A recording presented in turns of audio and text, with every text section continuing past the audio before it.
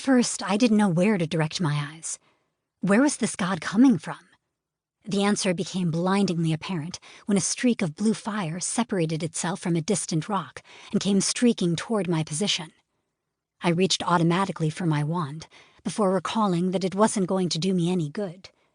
No matter how solid I felt on this plane, my body was merely a construct, a projection of my soul.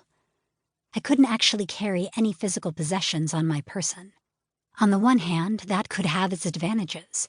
I was a manifestation of light and pure magic. My body wouldn't grow weak or tire easily, and the vacuum of space wouldn't kill me. On the other, it meant that any damage done to me here would affect my soul. Without that, I'd be little more than a corpse. Dom could find my cold, dead body waiting for him in the morning, with no explanation as to why I wasn't coming back. The thought gave me a burst of inspiration. Of course, why hadn't I thought of it before? The surest way to kill Ewan was to separate him from his body, which was as dead as mine. Without a connection to it or Bryn, he wouldn't be coming back. It was something I'd need to discuss with Sienna when I returned. If I returned. The flame resolved itself into a giant of a man only a few moments later. The flames went out, revealing a hulking, vibrantly blue figure. He was toned in a way that only dedicated athletes could achieve, with muscles that suggested he might have bench-pressed Holsteins in his spare time. The beaked skull of a hummingbird shadowed most of his face, and heavy gold armor gleamed from his wrists and shoulders.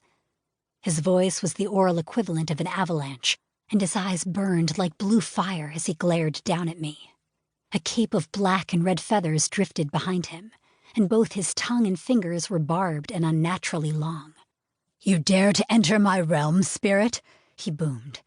God, how was I going to beat this man when the very sound of his voice hurt my ears? "You betcha I dare," I gritted out between my teeth. "There is too much on the line not to dare. So get over it, buddy. I didn't see a no trespassing sign on your lawn." He just stared at me uncomprehendingly. I sighed. So much for witty repartee with my opponent. I doubted he even knew what a lawn was. He lived in outer space, after all. He examined me more critically when I didn't back down, glowing ember eyes narrowing. "Parasite," he hissed. His face contorted in rage as he stared me down. Oh, great. I'd managed to piss off the war god in 3 seconds flat. That had to be a new record. "I think he means you," I whispered privately to Valerius. "He does indeed mean me," Valerius intoned. I fought the urge to roll my eyes. The nuances of sarcasm would be forever lost on my companion, it seemed. "Perhaps I should have warned against this plan. Huitzilopochtli bears me ill will after I tore his spleen out during the final battle." The vivid picture of the evisceration flashed through my mind, along with the final climatic battle that had sealed Valerius and Bryn away in Mictlan for good. Holy shit, but Valerius could take some punishment. Huitzilopochtli took a giant step toward me, hand outstretched to seize me by the throat. I leaped away, narrowing, avoiding the destruction of my trachea. "Yeah, that would have been good to know before we came," I hissed back. How did I go about starting a dialogue now? This man clearly didn't want to hear a word I said.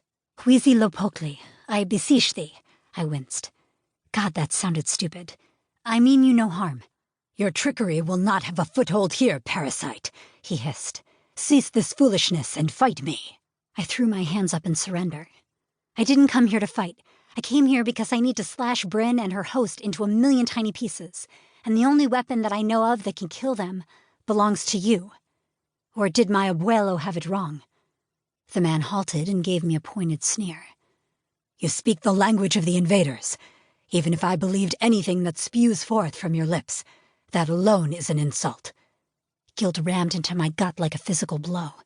It was unthinking and unreasonable, because there would never have been a chance for me to learn Nahuatl. Not even my grandfather spoke the old tongue, and he'd been a believer his whole life. "Allow me to speak," Valerius demanded. I balked, unsure. What if my wayward demon decided to start throwing punches? "No funny stuff," I warned him. "I assure you this conversation will not be amusing." I sighed once in exasperation before ceding control to the demon.